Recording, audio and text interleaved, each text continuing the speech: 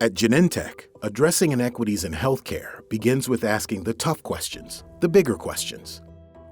For example, why do some Black people living with multiple sclerosis experience faster disease progression and more severe symptoms compared to white people with MS? What barriers to more equitable MS research, treatment, and outcomes might the biotech industry be overlooking? Genentech knows that these deep-rooted and complex inequities cannot be fixed overnight or with any one-dimensional solution. They're carefully listening to the needs of people of color living with MS to identify both gaps and opportunities, and directly improve the diagnosis and treatment experience for all people living with MS. Learn more about how Genentech is disrupting the status quo to make healthcare more equitable at gene.com/askbiggerquestions.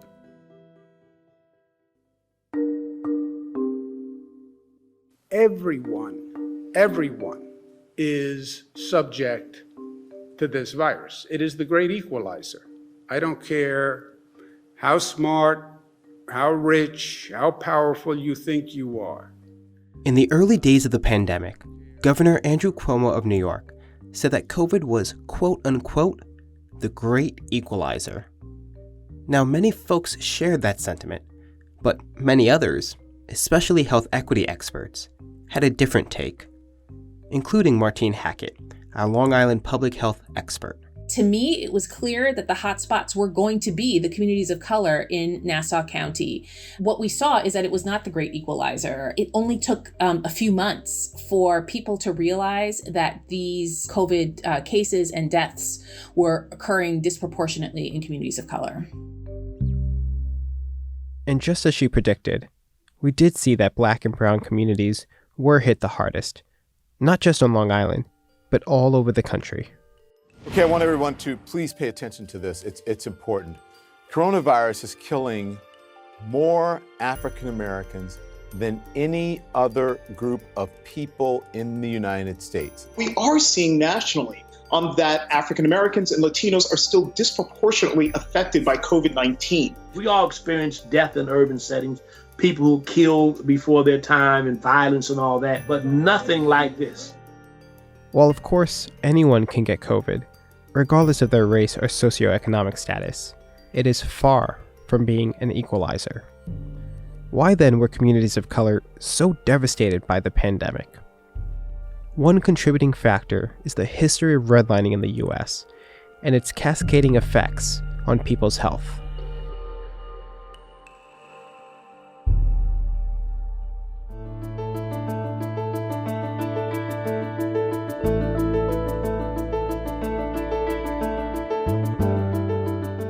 My name is Nicholas St. Fleur, and this is Color Code, a podcast about health disparities and racism in medicine. As you may know by now, this season we're focusing on Long Island, New York. Today's episode, a look at how segregation exacerbated the COVID pandemic on Long Island, including a conversation with the COVID expert, Dr. Anthony Fauci.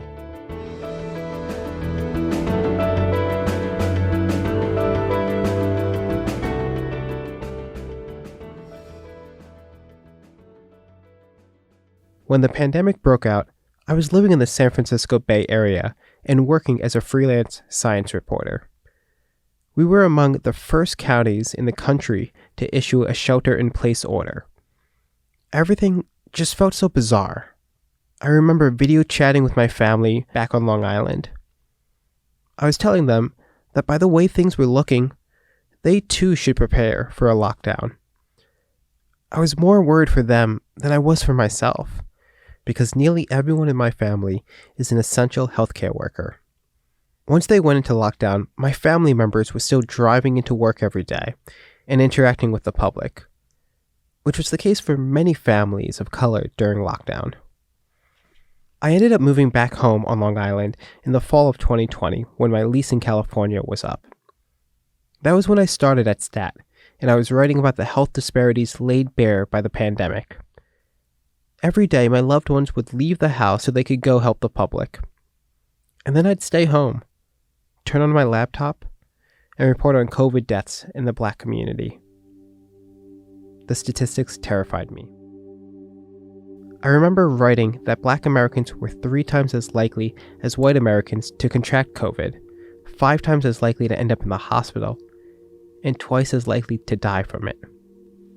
As you probably already know by now if you listen to this podcast, poor health outcomes are not because of a person's race. They're because of racism, economic disparities, and persistent barriers to essentials like fresh food, clean air, and housing. The pandemic increased all of these burdens. On Long Island, predominantly Black and brown communities like Brentwood and Suffolk and Hempstead and Nassau had some of the highest infection rates and deaths. Part of the problem, according to some public health experts, falls on the local government's failure to act quickly and their long-standing neglect of addressing health disparities. In the early days out here in Long Island, what we saw was a delay in the approach to dealing with this outbreak. I think that what happened at first was this kind of reluctance to acknowledge that this was an issue that we needed to be concerned about. Martine spoke with the Color Code team about the early days of the pandemic here on Long Island. And while most of the attention was on New York City, things were bleak in the suburbs as well. And so in those early days, I remember, looking basically every day at the data to be able to see what the COVID infection rates were, but more importantly, the COVID death rates, the mortality rates, and looking at that by race, ethnicity. And I remember, keeping track of those data and looking at comparing Nassau County to New York City. And for weeks upon end, found that the Black death rate due to COVID was higher than the Black death rate due to COVID in New York City. And yet there was not that level of attention or concern. And as I mentioned, not even testing that was available nearby. And so what we saw also too is that this reflected a lack of infrastructure when it comes to public health in the suburbs. Places like New York City, the New York City Department of Health has 6,000 employees, and the Nassau County Department of Health has a couple of hundred. And this is for a population of 1.3 million people in Nassau County. And when testing facilities were finally established in the county, they were few and far between. Some were located in areas that were out of reach for most people, especially those who were the most vulnerable to the disease. Places like Jones Beach, and Jones Beach is part of the Barrier Island in Nassau County, and it is not easily accessible by public transportation, especially when it's not the summer. And so the idea is that in those early days, the testing was not available in places where most people actually ended up getting infected, which were communities of color here in Nassau County. It's kind of ironic that Jones Beach was chosen as a COVID testing site, given its history. In the 1920s through the 1960s, one of New York's most powerful urban planners, this man named Robert Moses, designed a lot of the infrastructure here. One of his ideas included building low bridges across the parkway to Jones Beach so that buses couldn't pass under them. This allegedly was to keep poor Black people who rode those buses away from Jones Beach, and it's often cited as an example of segregation on Long Island. So we have to ask, how does segregation impact health disparities elsewhere across the country? We reached out to Helen Meyer, an epidemiologist from the University of Michigan, and Bruce Mitchell, an urban geographer and a senior analyst with the National Community Reinvestment Coalition. We're a coalition of 700 different organizations throughout the United States, primarily focused on looking at disparities in both home mortgage lending, entrepreneurship throughout the United States, and trying to remedy those disparities, whether they be racial or whether they be economic disparities. Together, they looked at how social vulnerabilities become biological vulnerabilities that lead to health disparities. So a social vulnerability could be anything from individual level social determinants of health, so things like income, health insurance, access to health care, having stable housing, all the way up to structural determinants, so policies and, both present and past. We focus a lot here on issues like redlining, like gentrification, these type of urban processes that really impact neighborhoods and how housing and small businesses are valued in neighborhoods. There's a general kind of understanding of redlining, which is the denial of mortgage lending, small business lending within certain communities, usually because those communities have a minority population living in them. So when an area then doesn't have a lot of access to credit for residential lending, it's going to potentially devalue the properties there, which makes it maybe more affordable for industrial, buying up land and putting something there, or, from a planning perspective, maybe cities don't want to put transportation hubs, so it becomes less accessible for those residents to get to other areas of the city. It might impact where a grocery store gets put in or a hospital. So I think it's maybe not super straightforward, but it's that lack of desirability for the residential then will have impacts down the line for not only the value of the property and what that means, but also kind of city planning, especially if there's not an eye to improving equitable access to transportation and things like that. These neighborhoods, they had less power because of this sort of disinvestment. They were less empowered and were more vulnerable. One specific form of redlining, Dr. Mitchell told us, was documented by the Homeowners Loan Corporation during the New Deal in 1933. This agency provided loans to individuals in danger of foreclosure during the Great Depression, both to white and black families. The Homeowners Loan Corporation's problem arose when they created residential security maps to assess the riskiness of their loans. Now, these maps considered neighborhood factors such as amenities, past values, and demographics. Neighborhoods with black populations were assigned the lowest valuation and labeled as hazardous. It was depicted by the red lines on the map. The practice of redlining represented areas that were considered high risk by the lending community. Dr. Mitchell said that there are currently 140 of these maps in existence, providing comprehensive documentation of redline areas in American cities before World War II. And what we find is that 2/3 of these areas today that were redlined are majority minority neighborhoods today. And 75% of them are low to moderate income. So there's this persisting structure of economic and racial segregation in these redlined areas.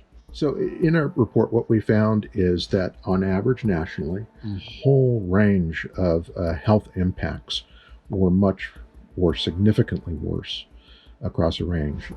Things like asthma, hypertension, high cholesterol, kidney disease, and that life expectancy on average was 3.4 years less in the hazardous graded redlined areas than it was in the areas that had been graded best by the HLC 80 years ago. The report didn't look at Long Island specifically because the data wasn't available, but they did have data for the rest of New York. In places like Brooklyn and places like Queens, 10 years difference in life expectancy between areas that had been redlined and areas that had been graded best 80 years ago. So it's really a profound and persisting difference that we find in redline areas and areas that were better graded. So what role does COVID kind of play in all of this? What did your research, or what did you show us about COVID? What is that relationship between this historical redlining and all of this segregation and what we saw in 2020 and beyond? I mean, to me, it's really a case study, right? You see these health disparities and these associations with historic redlining. So therefore, you would expect to see disparities in COVID as well. And you do. Our report looks at COVID-19 risk factors. However, there have been several other papers that have come up looking at COVID diagnoses in particular. And, it's no surprise that we see it, unfortunately and sadly. But that it's really kind of something that anyone who studies social determinants of health or structural determinants of health would have predicted. And in fact, we saw that prediction come true.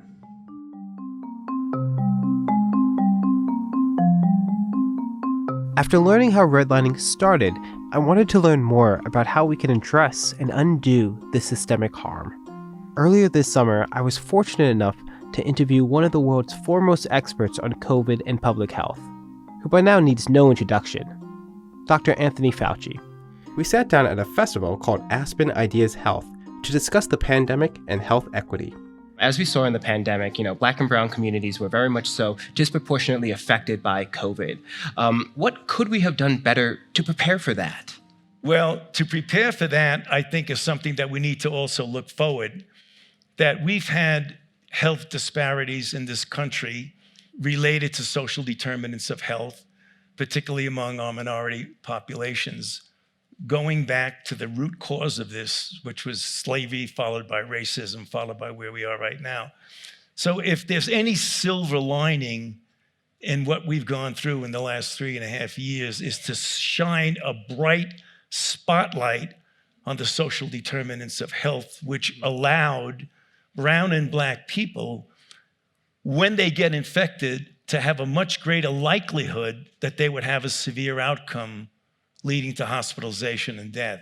Now, we're not going to change that overnight, but I would hope that we don't have a very low duration of corporate memory, and that once we get this behind us, we say, okay, what's the next problem we're going to worry about? We have to address those social determinants of health. Mm-hmm. But we've got to realize that there's got to be a decades-long commitment, not just saying we're going to do it.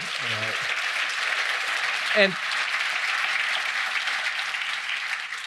And from your expertise, how do we do that in that sense? I mean, I've spoken to a lot of folks at this conference who have said, we have studied health disparities for decades, and no one was listening to us. And then COVID hit, and now, as you said, it's in the limelight.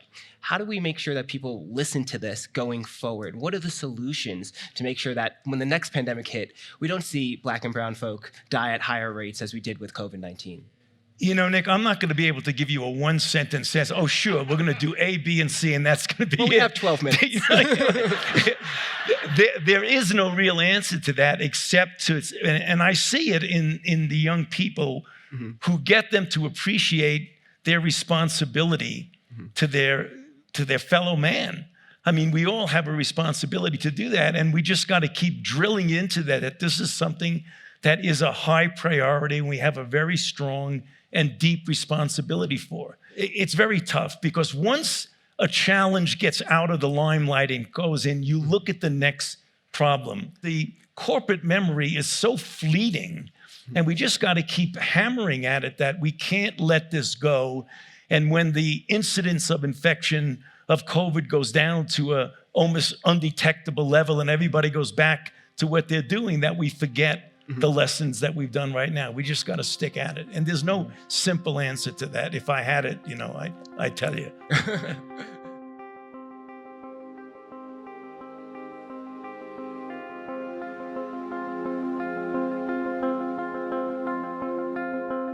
As we saw during the pandemic, there were many local efforts to help address health disparities. To hear about these efforts on Long Island, we reached out to Adesola Watson, the director of the Suffolk County Office of Minority Health. A lot of folks sometimes don't even know that we exist. They know about the local health department, but they don't know all the parts and pieces of it. So we really exist to address health disparity and inequity. Some of the conditions that we look at are the 6 conditions that CDC has designated as conditions that disproportionately impact communities of color. So that's heart disease, stroke, diabetes, HIV/AIDS, cancer, immunization, maternal and infant child health. And we're also looking as well in collaboration with other offices at behavioral health. So that's mental health and substance use. So we really look to address health disparity by educating our communities, building collaboration and partnership, and really hearing directly from the community as to what their needs are and bringing that back to the health department and our health commissioner. Adesola remembers the chaotic early days of the pandemic well. I do remember we were coordinating a community-based program called our Suffolk County Baby Shower Program. So that's a program for expectant mothers, expectant parents in the county, really. This is really a population that you don't want exposed to COVID. And literally, we had the baby shower program, and the very next day, we went into state of emergency. She said her office was mobilizing into action. Our office was pulled in because we have great relationships with communities, with houses of worship. And so our county executive's office created a community recovery team.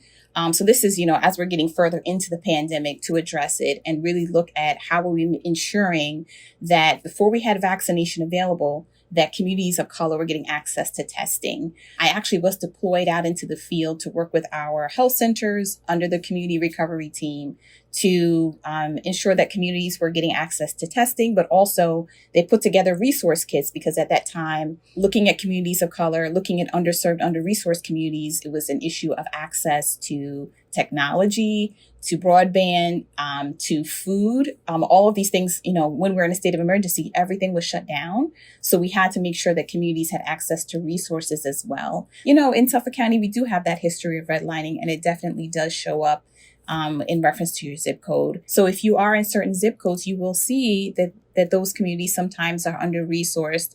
And so that's where we are sometimes really focusing our efforts as an Office of Minority Health, because we want to ensure that those communities have equitable access to resources that they need. Because of Suffolk County's diverse population, Adesuwa and her team made sure that the information they sent out was tailored to the needs of the community. Our main focus is really just making sure we were hearing directly from community leaders as to what our communities needed, and then getting those resources out to them. So, it looked like us ensuring that we were setting up testing clinics in those communities directly. It looked like us through the county executive's office, making sure that they had phone numbers that they could call if they had questions, if they needed to know where testing was. It looked like us partnering with some of our food banks, Long Island Cares and Island Harvest, to ensure that folks who were food insecure had, food boxes when they came to some of the testing sites. We were even seeing that when folks were coming to the testing sites, they were dealing with mental health concerns. Some families were coming for testing while also contending with family members being in the emergency room battling COVID.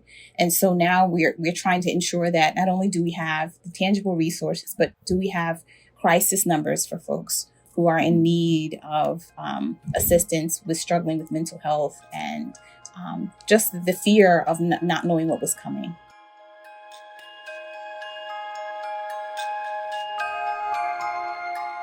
Reporting on this episode, I couldn't help but reflect on my family's experience on Long Island during the pandemic. It mirrors the experiences of many Black and brown families. We're living together in a multi-generational household with essential workers.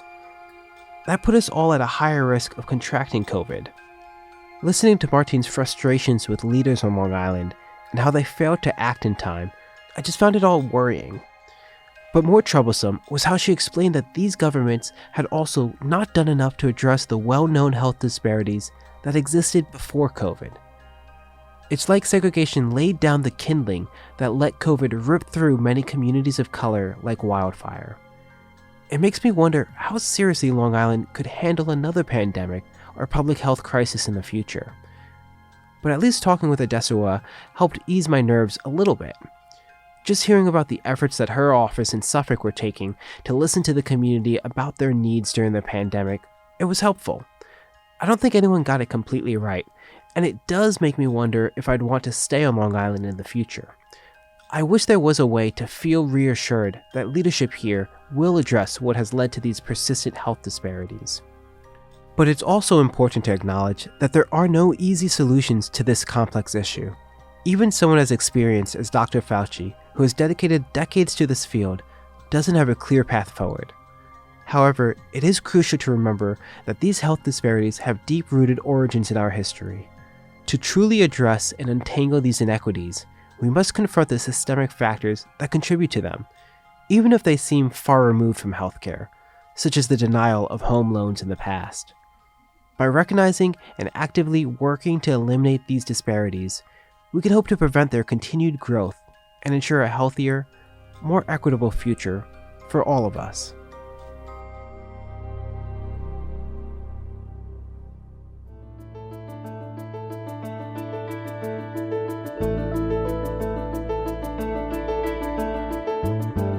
Thank you for listening and being part of our Color Code community. Our team here at STAT is Alyssa Ambrose, Hyacinth Empanato, Teresa Gaffney, and me, Nick St. Fleur. Anil Oza is our intern. Our theme music is by Brian Joel. Anil Oza contributed reporting. Thanks to the Commonwealth Fund for supporting this podcast, and to Aspen Ideas Health. If you like the podcast, please leave a review and subscribe. And if you have any thoughts for us, you can reach us at colorcode@statnews.com.